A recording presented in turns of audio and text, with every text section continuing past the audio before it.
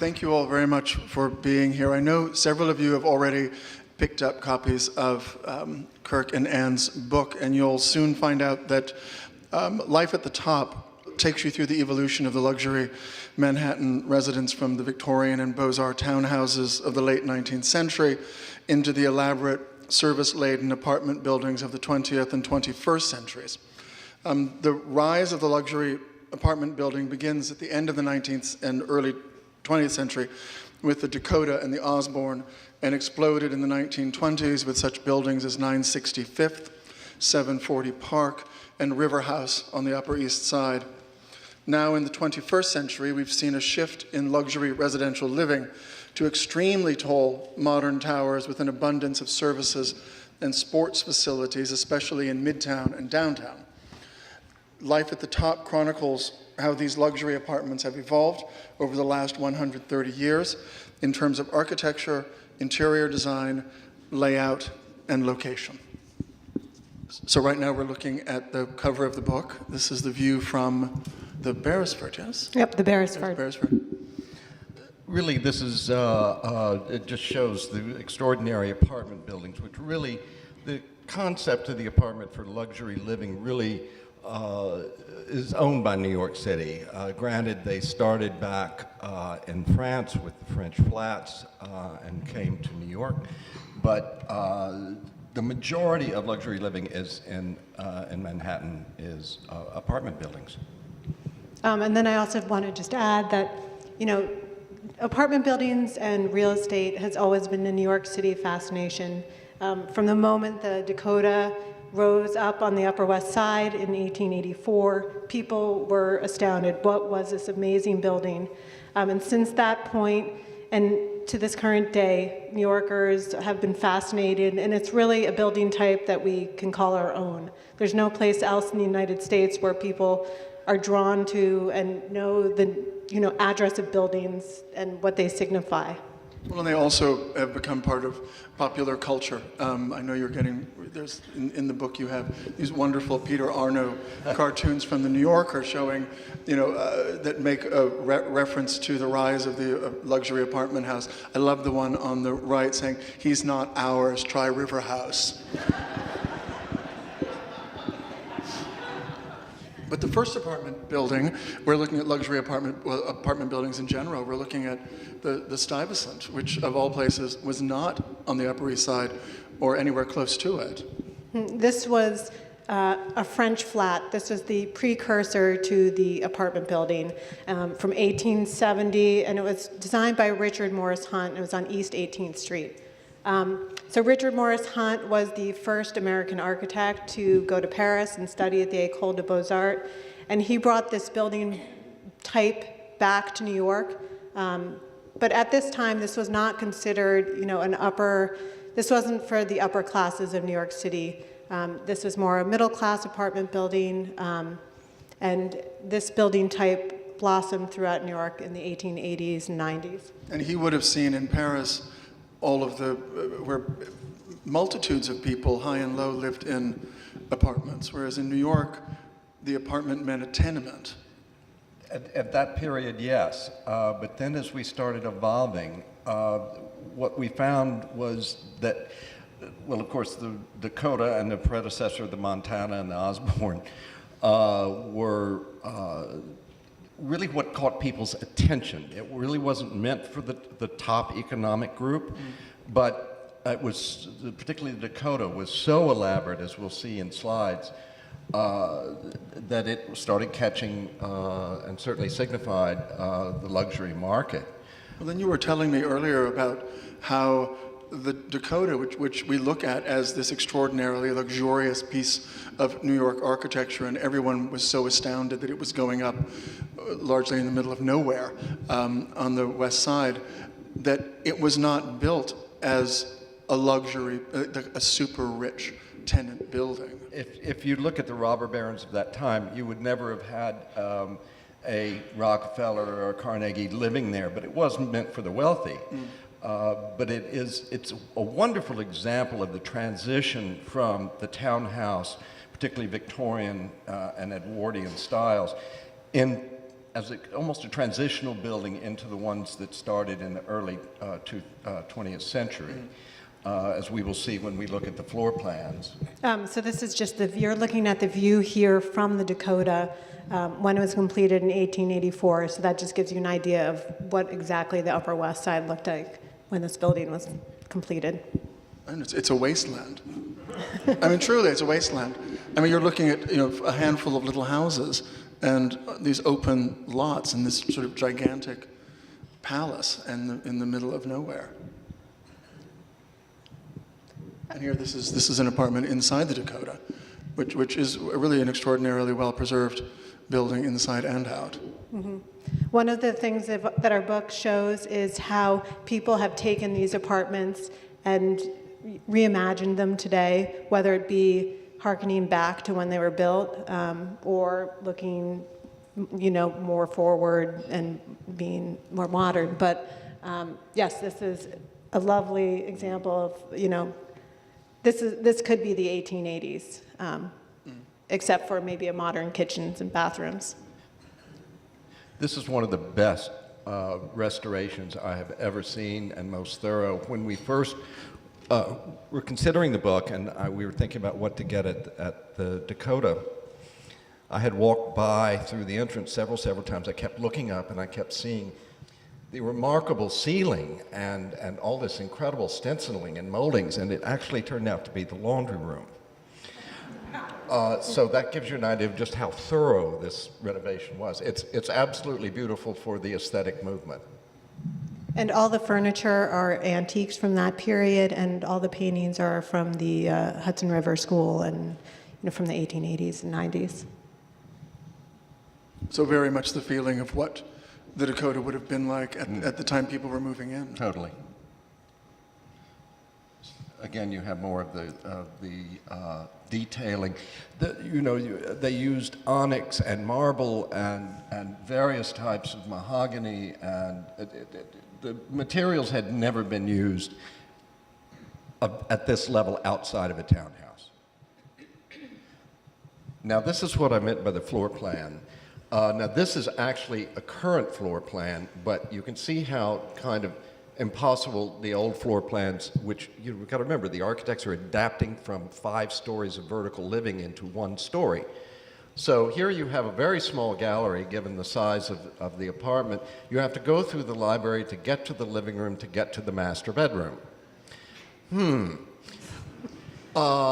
you have small bathrooms, and they've added closets here, but if you go through the original apartments, there are almost virtually no closets because everybody had armoires. You have ceilings that are remarkably tall, a minimum of 12 feet, I believe, 10 to 12 feet, but you have hallways that are like 3 feet wide. It's that very kind of disproportionate Victorian sense of space. So here are the houses they're looking at. Across the park. Across the park, and trying to adapt for this sort of wedding cake buildings of layering of families and. The super wealthy had already started congregating on the east side, but in mansions. We're looking specifically at the Astor Mansion on the corner of 65th Street. So this is what was going on when the Dakota was going up across the park. This is the interior of the Astor Mansion. So just to give you an idea of just the over-the-top and opulence of these mansions. Money doesn't buy everything. And then here we have, this is the first generation of the industrialists and robber barons from that age and the type of houses they were living in. We have Henry Phipps on the left and his house, which was on 88th and 5th, and we have Carnegie at the center, and then we have Frick and his Carrera and Hastings designed house on 70th, between 70th and 71st.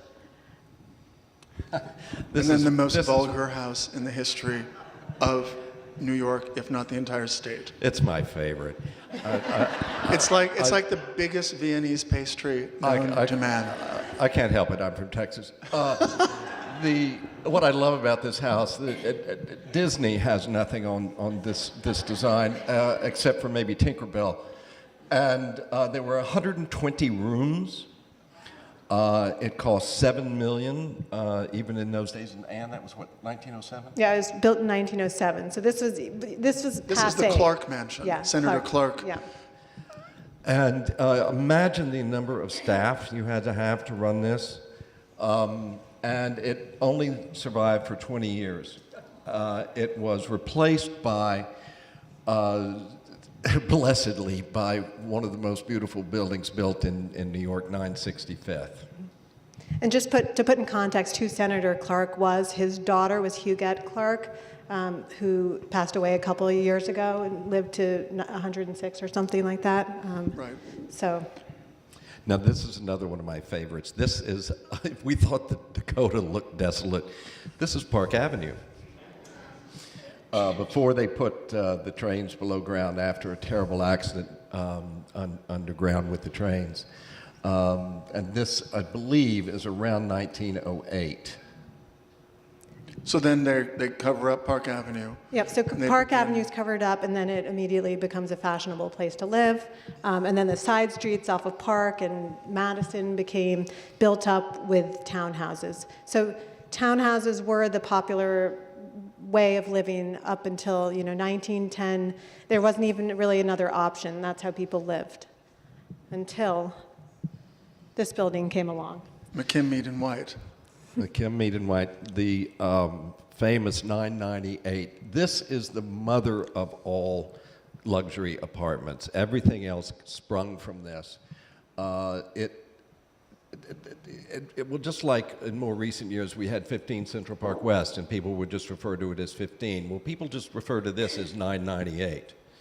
And it had remarkable finishes, imported paneling from Europe, remarkable detailing. The most famous residential architects of the moment building an apartment building, which must have been a fairly shocking development on a lot of levels. Kind of like our kids moving downtown. Yeah. Now, we were talking earlier this evening about how societal, the various and sundry roadblocks that were before New Yorkers, rich New Yorkers, before the popularity of the luxury apartment house. I mean, what does an apartment house say? Even though New Yorkers are traveling to Paris, they're seeing the great Haussmannian apartment buildings from the 1860s and 70s, where people have been living on top of each other with grand titles and not for a century or more. But in New York, who wants to live in a building with people that you're not entirely sure are your social or economic equals? But then you said there was the thin edge of the wedge, and that's Mr. Root. Yes, New York is, unlike the other major cities on the East Coast, was never about religion. It was always been about money, and so value goes a long way here. The developer, who was Jackie Onassis's grandfather, offered him a good deal. And he was the first of Mrs. Astor's 400 to make the move. And the other issues about this have to do with, if you think about this was a time when these robber barons were getting a little older. Vertical living might not have been as appealing, even with very slow elevators. Their wives had them building these enormous houses in Newport and in various other places. The staff was getting out of control. Income taxes were coming in. Suddenly, shared services and not having to worry about how many staff you're hiring and firing made a lot of sense. Also a change in style. But you needed someone like Elihu Root. Yep, so this is Elihu Root, and this is his house they built on Park Avenue right after the tracks were buried, 1902, Carrere and Hastings. But this house was literally there for only 10 years, and then he moved to 998 as the first person signing on as a resident. And I find it remarkable that it's one thing for these people to leave their mansions and their townhouses that they've been used to for generations, but not own, they rented, which I find another huge leap of logic, except because in England they have the leases. Maybe it was more acceptable to them. Right. So most of the floors in the building were designed by McKinney and White, and here we just see one of the galleries. This was the standard design for the galleries in the apartments, and they were based on Haddon Hall in England. So even though it's an apartment, even though it's a modern way of living, they're still building the apartments as if they're townhouses, as if they're city mansions. Exactly. So the scale of the rooms, the ceiling heights, the architectural details were all, what they would have been familiar with in a townhouse. It's not much, but it's home. This is about 6,000 square feet, and the enfilade of the entertaining rooms run almost the full length of the width of the building along Fifth Avenue. But if you look at this, all of this is really for 3 bedrooms. And the number of service rooms, there are a couple of rooms there called chambers that really don't qualify as chambers. They're really either a butler's room or a manager's room. And this was the Guggenheim. This is the Murray Guggenheim apartment. So there were 2 full-floor apartments in that building. One was Mr. Root, and one was the Guggenheims. This is the Guggenheim apartment. So a lot of the people, they would, it's a McKinney and White building, but they would pull on other designers.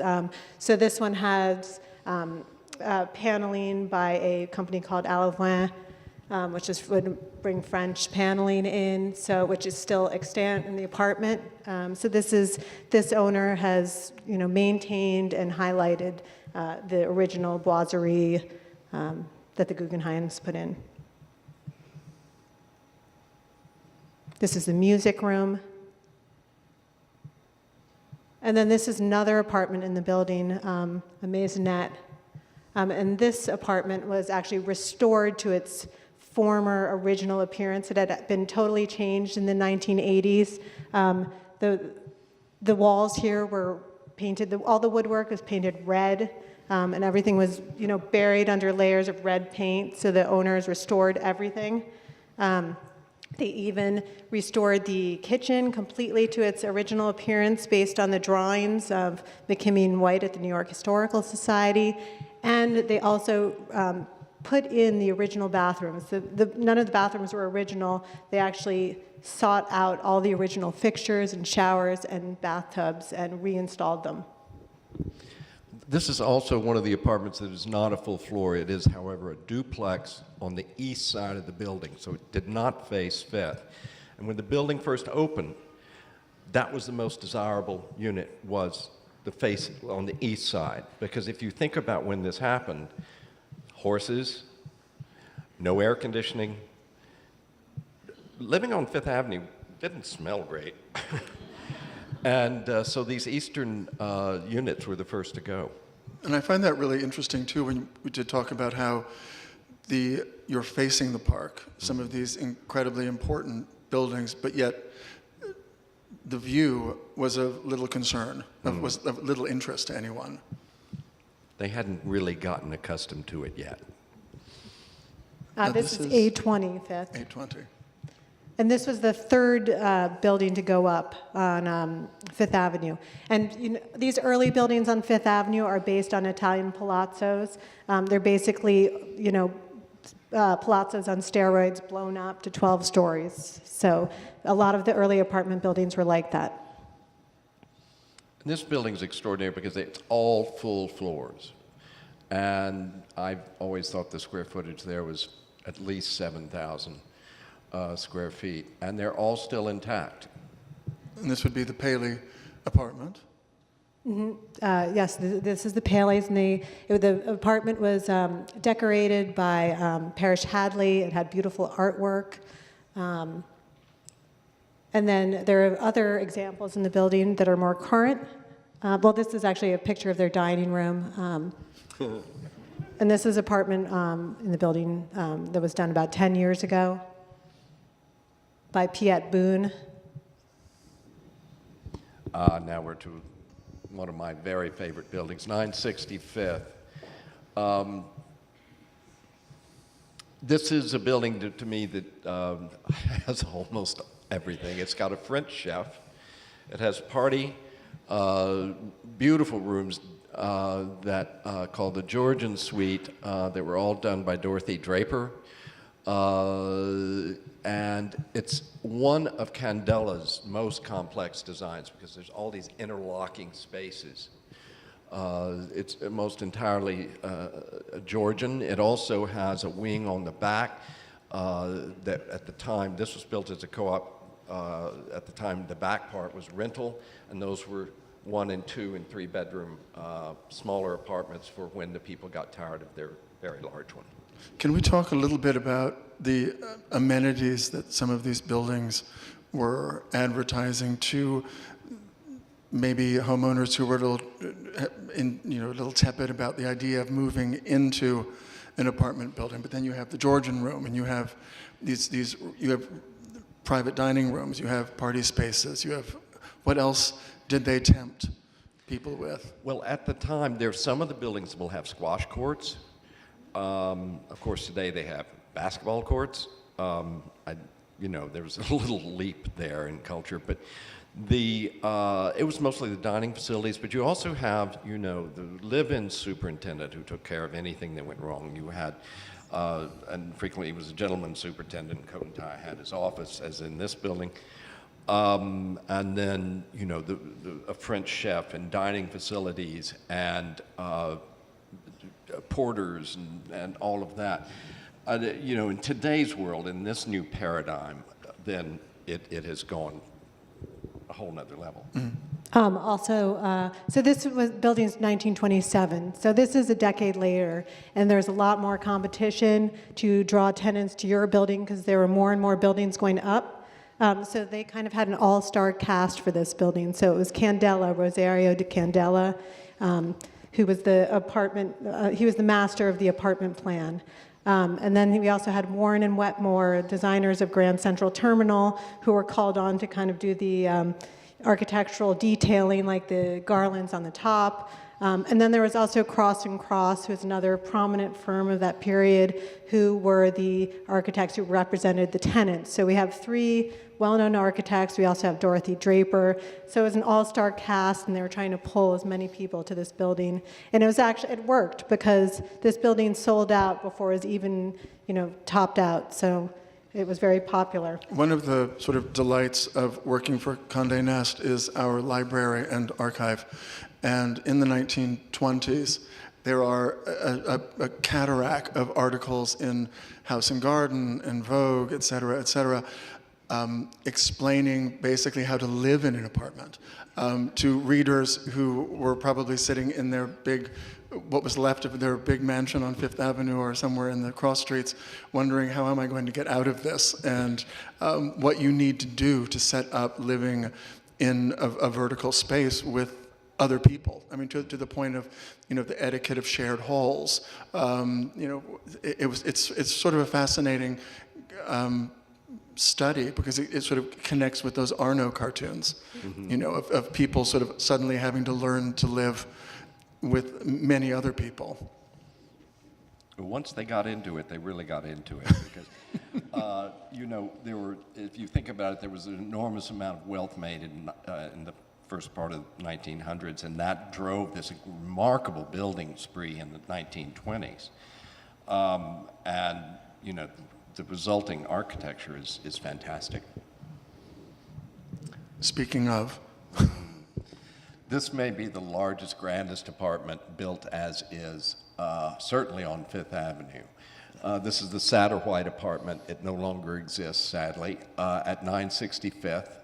It's a double-height, 60-foot living room, and it's remarkable, as you'll see from the floor plan. Excuse me, it's 58-foot living room by 31 feet. Again, there are 3 bedrooms, and then he quite wisely put his upstairs. And that last photograph was taken from the balcony from his. Yeah, so these are the stairs going up to the master suite, which would have been over here.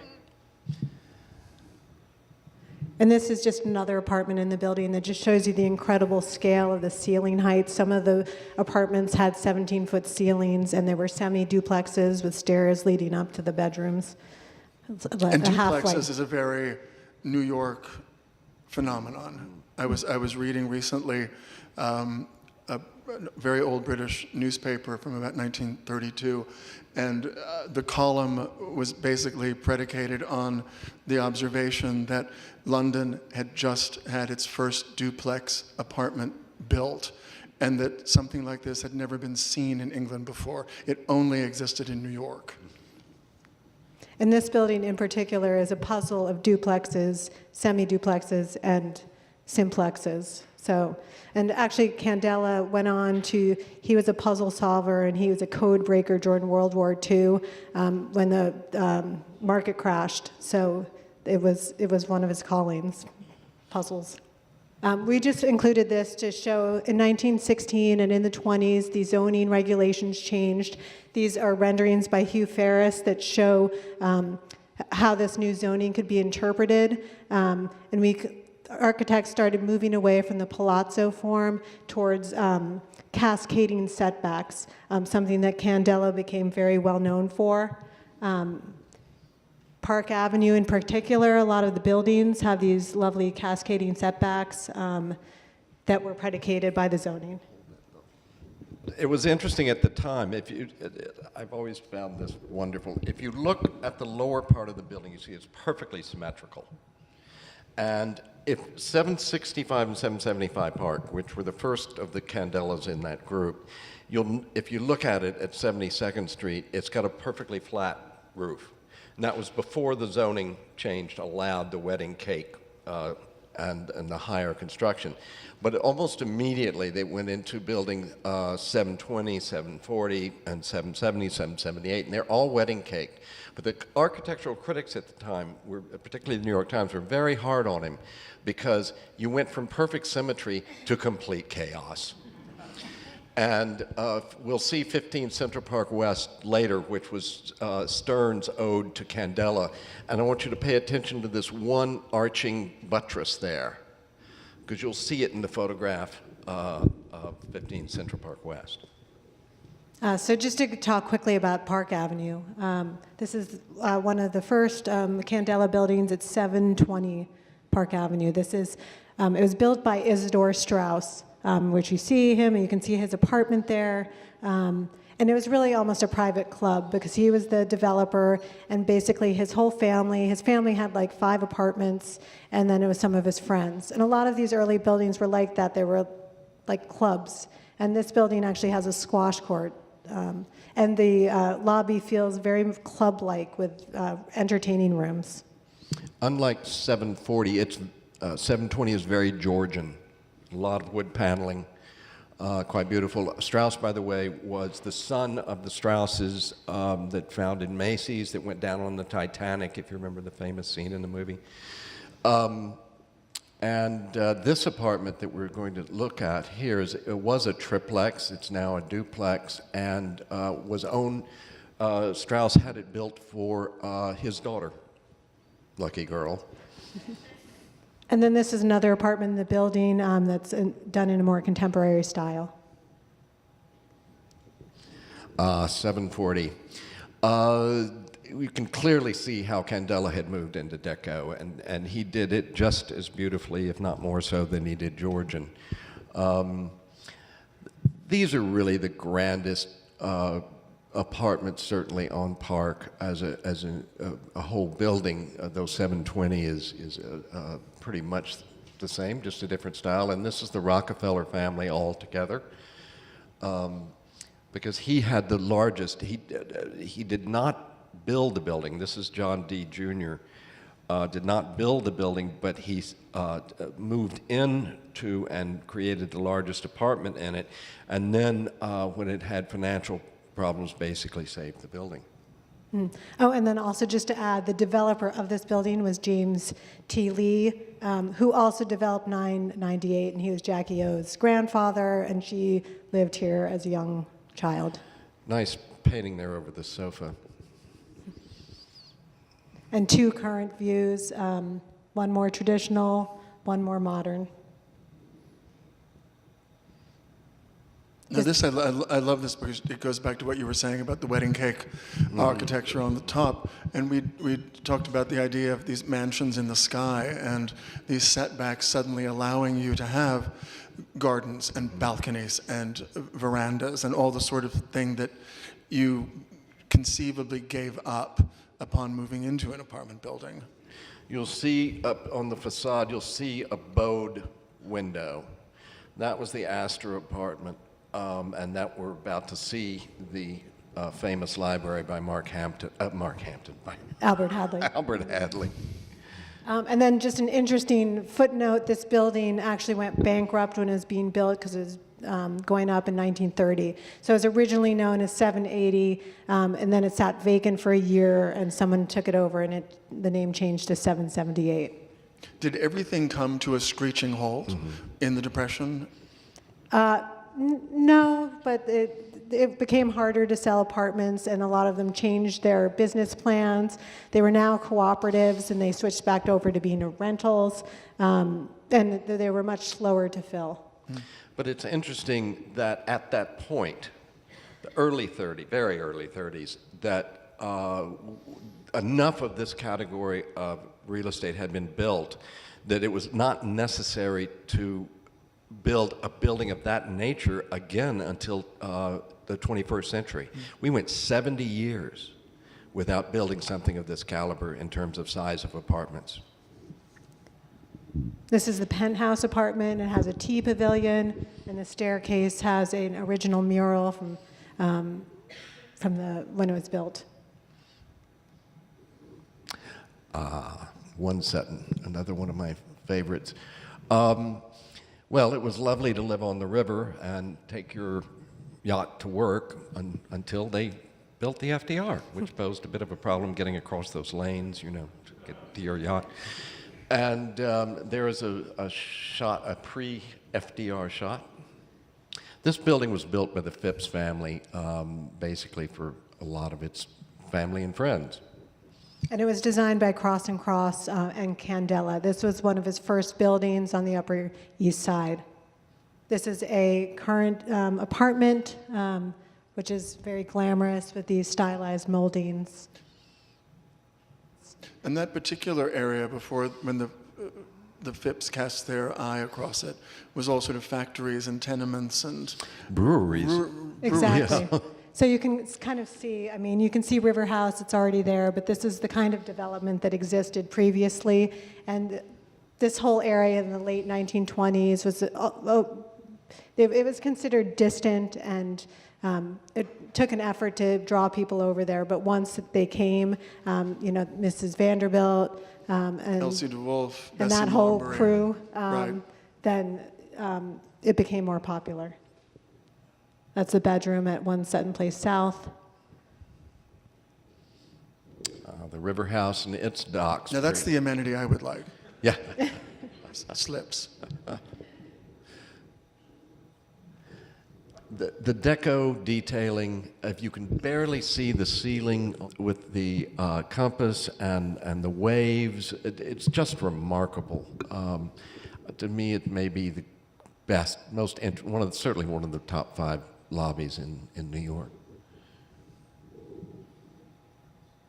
The ballroom of the River Club and the tennis court.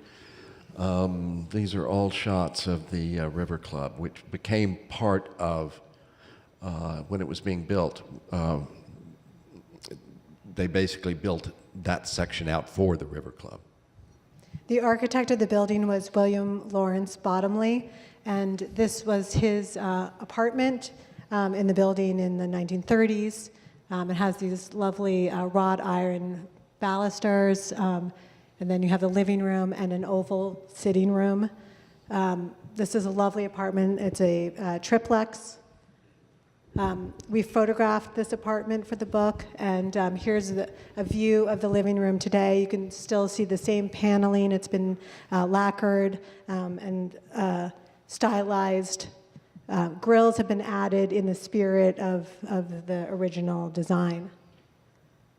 And then here's the oval sitting room. and then the front hall. 10 Gracie Square, a lovely, lovely building with very large apartments and a very convenient driveway, though the cars have gotten a little newer, though I think I would be happy with that one. And this is an art-filled apartment in the building today. This is known as a semi-duplex. You can see it has a short run of steps going up. So it's not quite a duplex, but it's not a simplex. And this building is another puzzle-like building that has all these complicated plans and that fit together like a puzzle.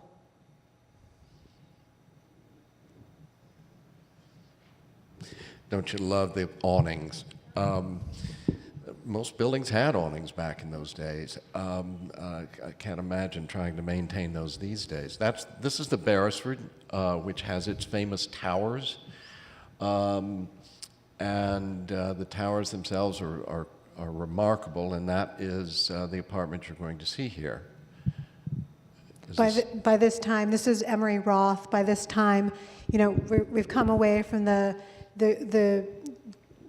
great scale and opulence of 998, and it's now more streamlined. The ceilings are lower, and it's not as elaborate. And this is, you know, the apartment genre is really coming together, and the architects, you know how to design plans and separate functions. This is one of the tower apartments. This is the tower room with windows in all directions. You can see the Hudson River. It's a real Quasimodo experience. I've been up in the roof above this, which is literally the roof structure with beams, 2 feet square. It's a New York moment for sure. Well, this you could call the Meyer buildings and this is really the reason they're in here is they were the Dakota of downtown. They were the first really luxury building to be built down there. I think Calvin Klein still lives there, and of course, it's a bit like living in a fishbowl, but it is wonderful contemporary architecture. The neighbors, didn't complain when Hugh Jackman lived there, but they're a little less wild about all the exposure. But I find that difference of, over a century of house-sized windows, a sense of privacy, a sense of being separated from the public. And now you've got this wonderful photograph that shows that's no longer the case, and that's no longer what's desirable. So this apartment's on the second floor, and you can really, you're almost on the street, basically. Right, you're on the West Side Highway. I bicycle down that path every day. And so I find that really interesting, and that the sort of the change in the use and the desirability of an apartment is the fact of being enclosed by masonry is no longer considered a desirable effect. And this is? This is 15 Central Park West, which just as 998 was the first truly luxury building. We're now into the new paradigm where of the 21st century, where you have people changing geography, changing style, changing the type of building. It's a whole new definition. Now, granted, this was Stern's ode to Candela. There are aspects of it that's true, but this is a very tall, very large building with remarkable services. I mean, not just food service, but clubs and, the whole 9 yards. And to this day, this building has no parallel in terms of success in the new building market. It set all kinds of records when it opened back in 2007 and 8, and they've not been broken. I mean, even in today's world. But it's a great example of the new paradigm. It's not on the Upper East Side, it's on the West Side, and then the rest of them, of course, are Midtown and downtown. And then, of course, the view from that great swoop on the balcony.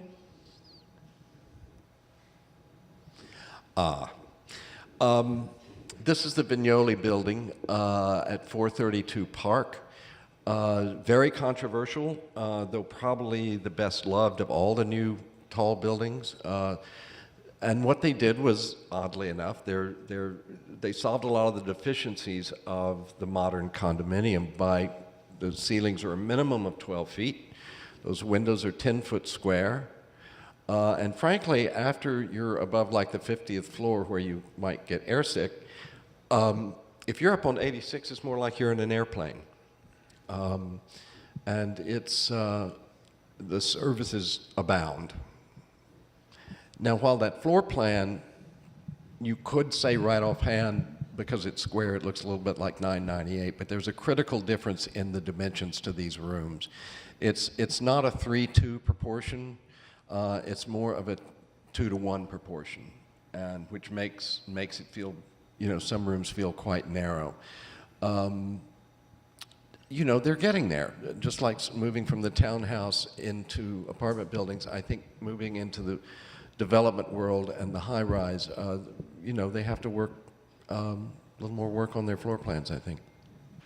This apartment actually is on the 86th floor, I think. Mm-hmm. And no one can see you from the street. Yeah. No one can see you from the street. It was designed by Robert Couturier, and there's one wonderful twist. Don't you love the classicism of the wallpaper in this building? I find that enormously amusing. And there it is. So on that note, here's the cover of the book. We hope you will buy soon, buy often. One for every bathroom. One for every room. Thank you very much.